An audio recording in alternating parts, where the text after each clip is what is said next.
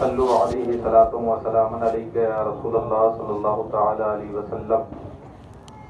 اللہ تبارک و تعالی قرآن عظیم میں ارشاد فرماتا ہے وما ارسلناک الا رحمۃ للعالمین، اے محبوب ہم نے آپ کو سارے جہان کے لیے رحمت بنا کر بھیجا ہے۔ حضور آپ پوری دنیا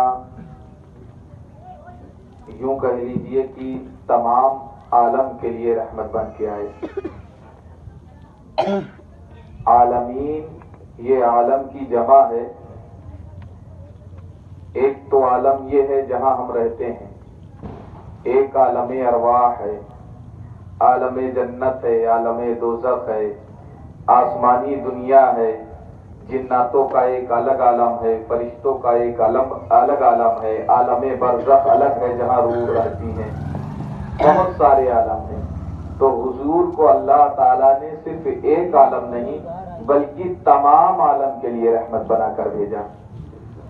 حضور نبی پاک علیہ الصلوۃ والتسلیم جب اس دنیائے خاک گیتی پر تشریف لائے تو دو قوم کا ذکر آیا ہے، اوس اور خجرج۔ یہ دونوں قوم ہمیشہ لڑتی رہتی تھی، یہاں تک کہ ان کے خاندان اور ان کے قبیلے میں مردوں کی تعداد کم ہو گئی۔ ہمیشہ قتل و جدال میں اس طریقے سے مشغول رہتے کہ ہمیشہ کسی نہ کسی بات پر لڑائی ہو جاتی اور وہ لڑائی برسوں برس چلتی رہتی، یہاں تک کہ ان کے مردوں کی تعداد بہت کم ہو گئی۔ نبی پاک علیہ الصلوۃ والتسلیم کی بارگاہ میں جب وہ جھگڑا آیا اعلان نبوت سے قبل، تو حضور نے ایسا فیصلہ کیا کہ جو برسوں سے جس کا فیصلہ کوئی نہیں کر پا رہا تھا، نبی پاک علیہ الصلوۃ والتسلیم نے ایسا فیصلہ فرمایا کہ اس کے بعد سے پھر اوس و خجرج قبیلہ کے درمیان کبھی لڑائی ہی نہیں ہوئی۔ تو حضور پورے عالم کے لیے رحمت بن کر آئے۔ جب کوئی دو جنگیں ہوتی ہے تو اس میں بہت سے بچے یتیم ہو جاتے ہیں، بہت سے عورتیں بیوہ ہو جاتی ہیں، بہت سے وہ ماں باپ جو اپنے بڑھاپے کے خاطر اپنی اولاد کو پال پوس کر کے بڑا کرتے ہیں، وہ اسی انتظار میں رہ جاتے ہیں۔ نبی پاک علیہ الصلوۃ والتسلیم اس لڑائی کے بعد جب خانہ کعبہ کی تعمیر کرنے کا ارادہ کیا، خانہ کعبہ کی حالت بہت خستہ ہو چکی تھی، بہت کمزور ہو چکا تھا۔ لوگوں نے ارادہ کیا کہ خانہ کعبہ کی تعمیر از سر نو پھر سے کی جائے، مگر مکہ کے لوگ یہ سوچ کر کے دہل جاتے تھے کہ حضور کی پیدائش سے 40 روز قبل ایسے ہی مکہ المکرمہ کو گرانے کے لیے ابرہہ کا لشکر آیا تھا، اور اللہ تبارک و تعالی نے اس ابرہہ کو ایسا نیست و نابود کیا کہ کنکر سے پرندے کنکر مارتے تھے اور وہ کنکر ہاتھیوں کو چھیدتا ہوا پار نکل جاتا تھا۔ جس انسان کے بدن پر وہ کنکر پڑتا تھا وہ انسان فوراً وہاں پر مر جاتا تھا۔ اس طریقے سے اللہ تبارک و تعالیٰ نے خانہ کعبہ کے گرانے کا جو ارادہ لے کر آیا تھا اسے نیست و نابود کر دیا۔ یہ واقعہ گزرے ہوئے ابھی زیادہ دن نہیں ہوئے تھے، زیادہ سال نہیں ہوئے تھے۔ ان لوگوں نے سوچا کہ جب خانہ کعبہ کے گرانے کا ارادہ ان لوگوں نے کیا تو ابرہہ کے لشکر کو اللہ تعالیٰ نے تباہ و برباد کر دیا، اگر ہم گرائیں گے تو کہیں ایسا نہ ہو کہ ہمارے اوپر وبال آ جائے۔ اور خانہ کعبہ کی اس وقت حیت یہ تھی کہ چاروں طرف سے بند تھا اور خانہ کعبہ کے اندر ایک کنواں تھا، اس کنویں میں جو ہدیہ اور تحفہ لایا کرتے تھے خانہ کعبہ کے پاس اس کنویں میں ڈال دیا کرتے تھے، اور وہ کنواں پورا خزانے سے بھرا ہوا تھا۔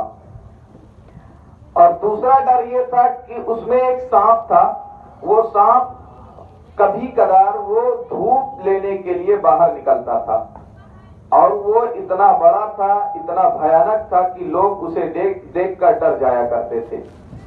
یہ دو پریشانیاں تھی، لوگ کشمکش میں تھے ایک دن سانپ باہر جیسے ہی نکلتا ہے ایک پرندہ نمودار ہوتا ہے اور اس سانپ کو اٹھا لے جاتا ہے.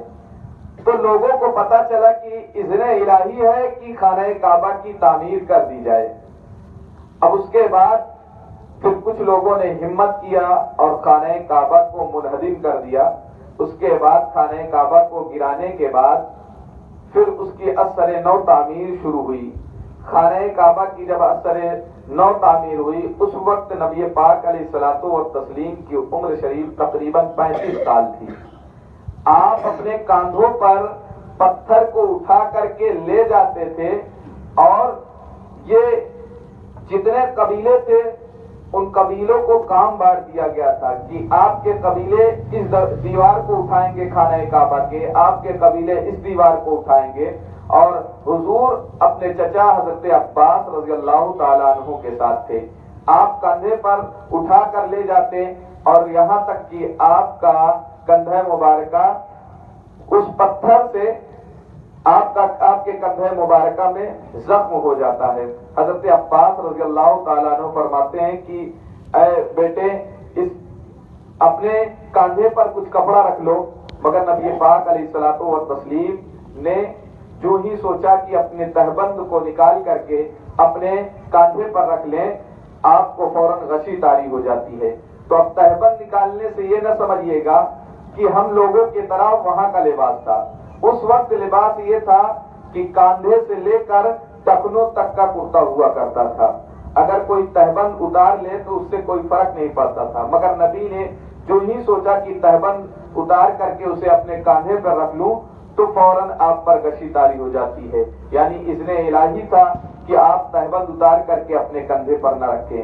نبی پاک علیہ الصلوۃ والتسلیم اس خانہ کعبہ کی تعمیر تمام لوگوں کے ساتھ مل کر کے آپ نے خانہ کعبہ کی تعمیر میں بخوبی حصہ لیا.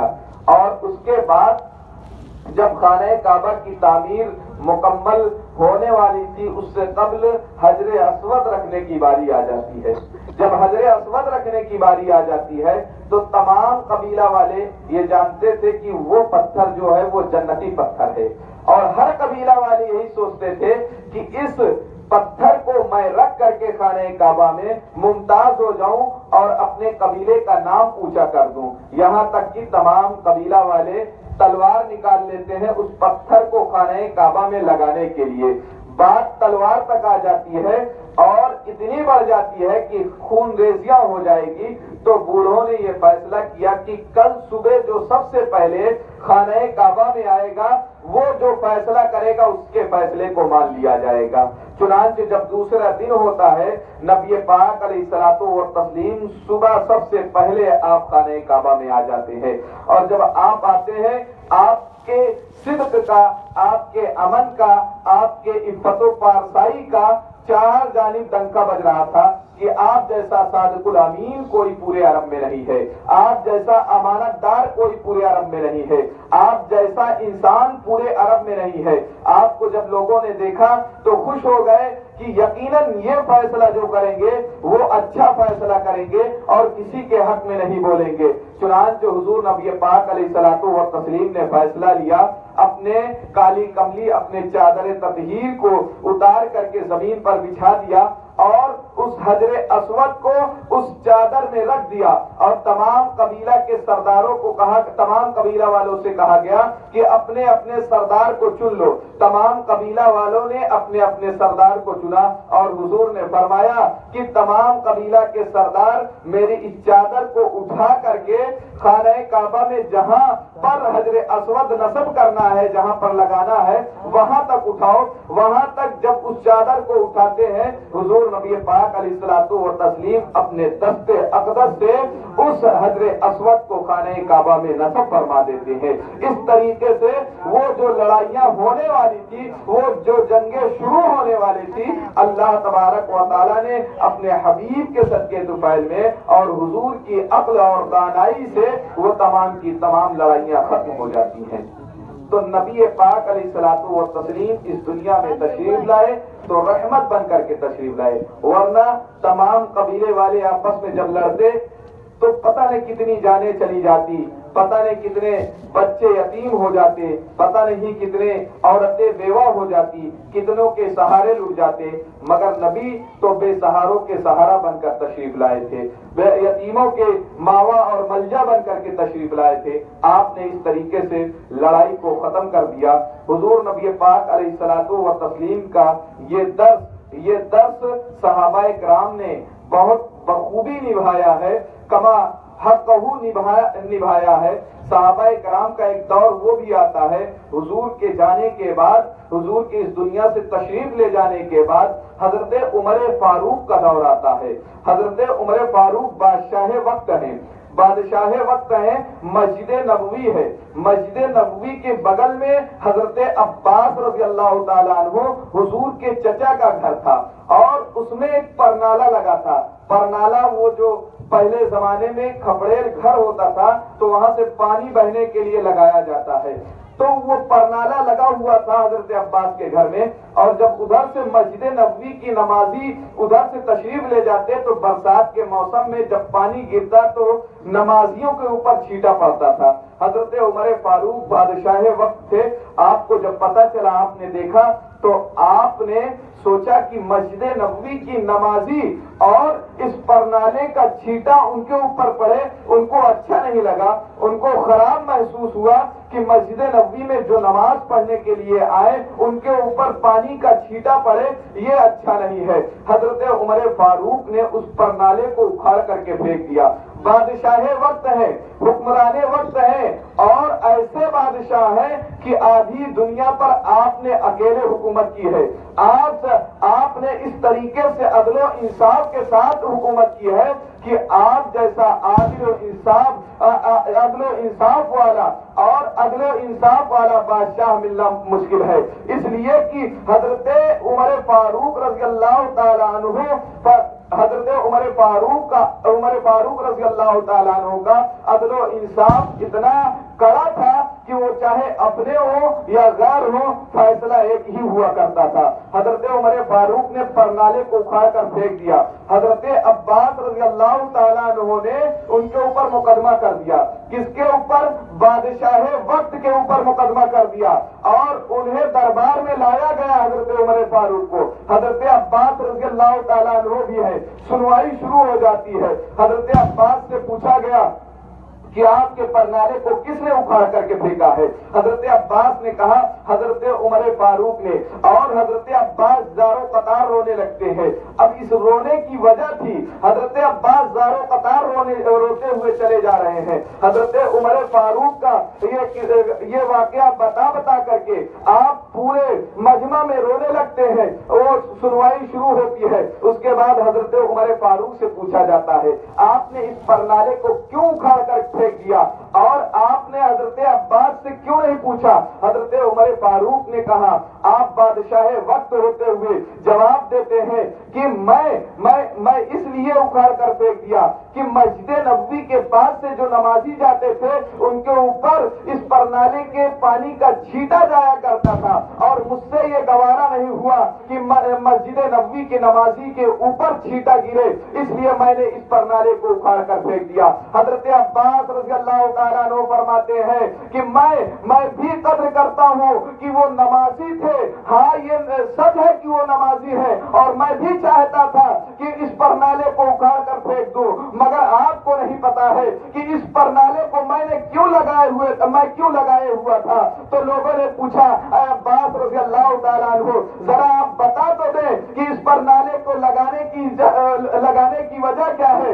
اور آپ نے پھر بتانا شروع کیا اے عمر فاروق رضی اللہ تعالیٰ عنہ، اس پرنالے کو نبی پاک علیہ الصلوۃ والتسلیم نے میرے کندھے پر چڑھ کر کے اپنے دستے اقدس سے اس پرنالے کو لگایا تھا، اسی لیے میں نے اس پرنالے کو نکالنا مناسب نہیں سمجھا۔ حضرت عمر فاروق فوراً رونے لگتے ہیں اور آپ کے قدموں میں گر کر کے معافی مانگنے لگتے ہیں۔ اے عباس رضی اللہ تعالیٰ عنہ، مجھے پتا نہیں تھا میرے بھائی کہ اس پرنالے کو نبی پاک علیہ الصلوۃ والتسلیم نے اپنے دستے اقدس سے لگایا ہے۔ اور اس کے بعد حضرت عمر فاروق بادشاہ وقت ہوتے ہوئے فرماتے ہیں عباس آپ میرے بھائی آپ میرے کاندھے پر چڑھ جائیں اور اس پر نالے کو اسی جگہ پر لگا دے جہاں نبی پاک علیہ الصلوۃ والتسلیم نے لگایا تھا۔ تو جو درس حیات میرے نبی نے دیا تھا وہ صحابہ کرام نے بخوبی نبھایا ہے، اور صحابہ کرام نے اپنے اخلاق اور کردار کا دامن حضور نبی پاک علیہ الصلوۃ والتسلیم نے جس طریقے سے سکھایا تھا اس دامن کو چھوڑا نہیں ہے۔ تو نبی پاک علیہ الصلوۃ والتسلیم سارے عالم کے لیے رحمت بن کر کے تشریف لائے، وہ چاہے اپنے ہو، غیر ہو، بیگانے ہو، پرائے ہو، سب کے لیے رحمت بن کر کے تشریف لائے ہیں۔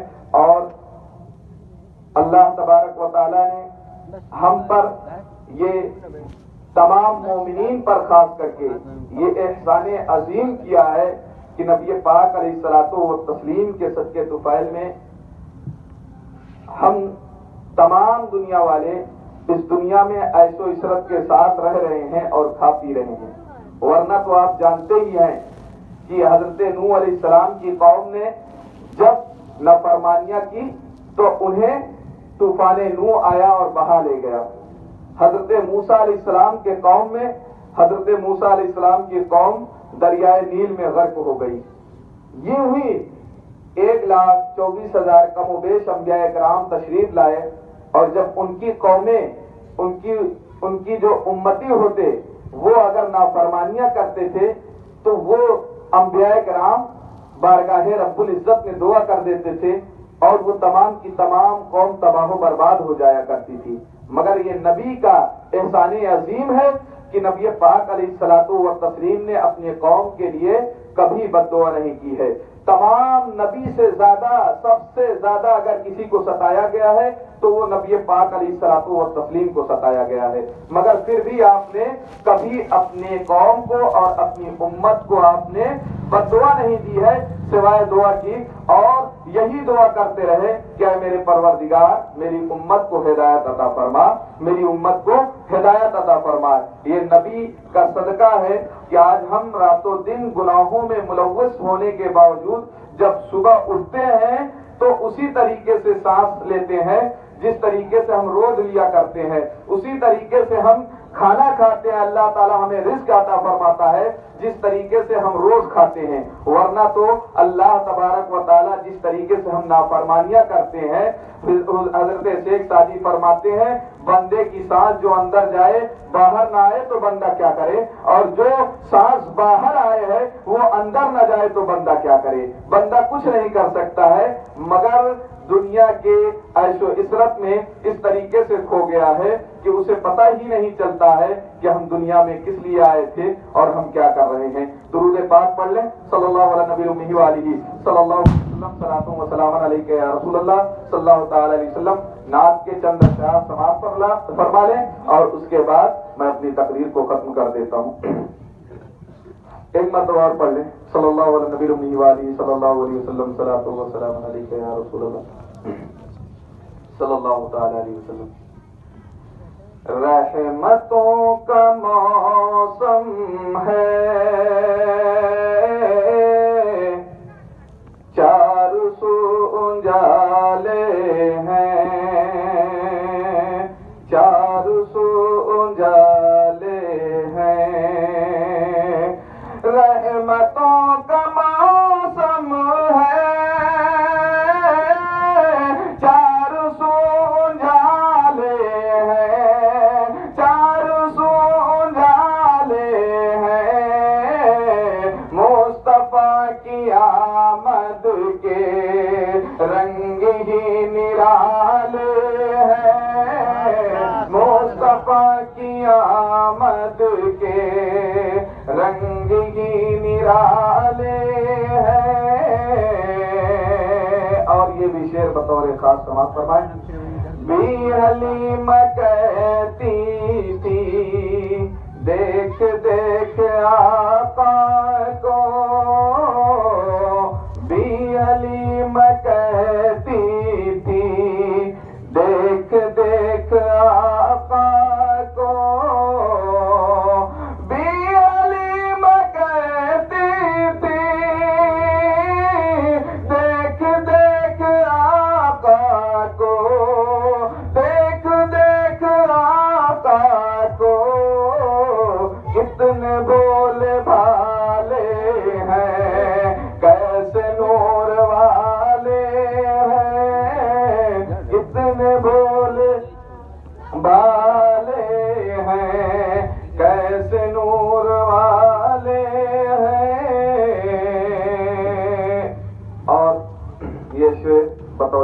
سماعت فرمائیں. اتنی بے حیائی ہے پھر بھی ہے بچی دنیا،